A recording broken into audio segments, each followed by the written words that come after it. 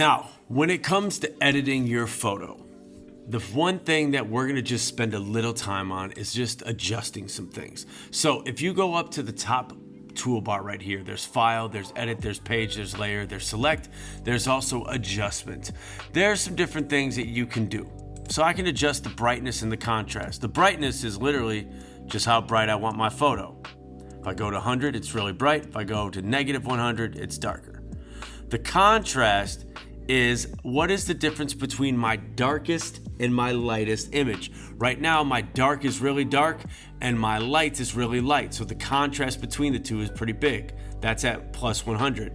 Negative 100 is literally gray. All the dark has become light, all the light has become dark, and everything is 1. Okay, I'm gonna move my contrast down just a little bit and move my brightness up a little bit. Another thing I can do the temperature and tint. I can adjust the tint. I can go all the way down, make it a little more red, and go all the way up, make it a little more green. We're gonna go down a little bit, get that red kind of going, and then my temperature, I can go cool, or I can go nice and warm, okay?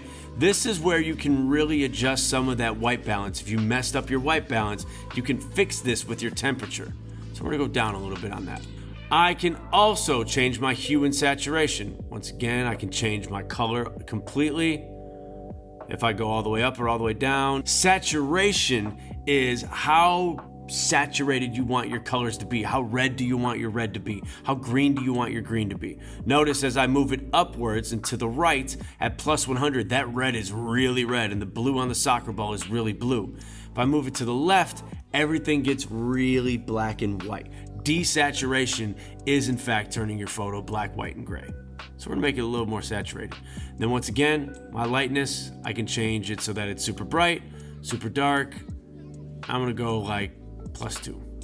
Another thing I can do is I can do my vibrance. How vibrant do I want my photo to be? Very similar to the saturation.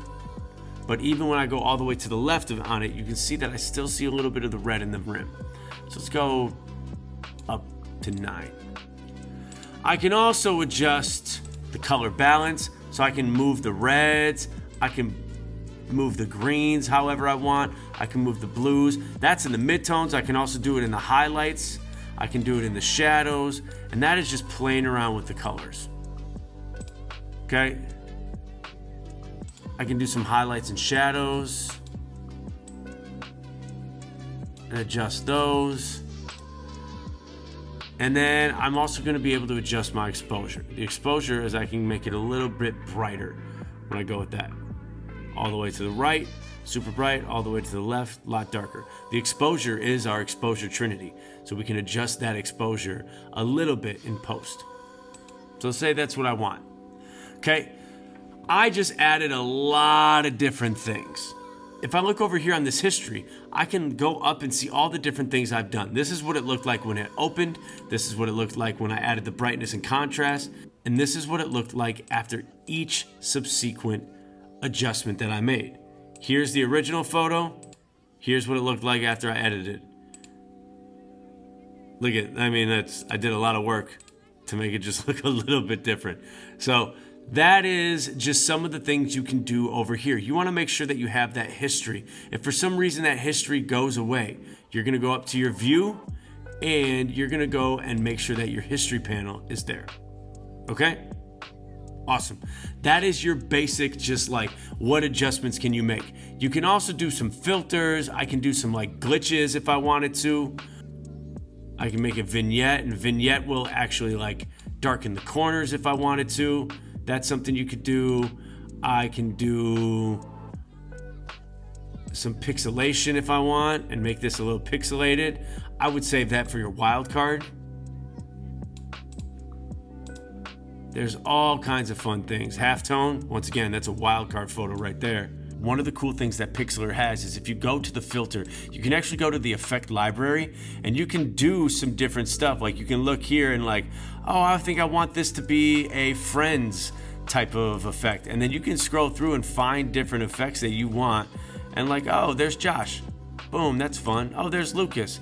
I can just like find the filters that they've made that I think look good with my photo. Maybe I want to do that and apply that. As always, if you don't like something, Command Z. Or you can go all the way back up to the vibrance, and then you can just start editing from there.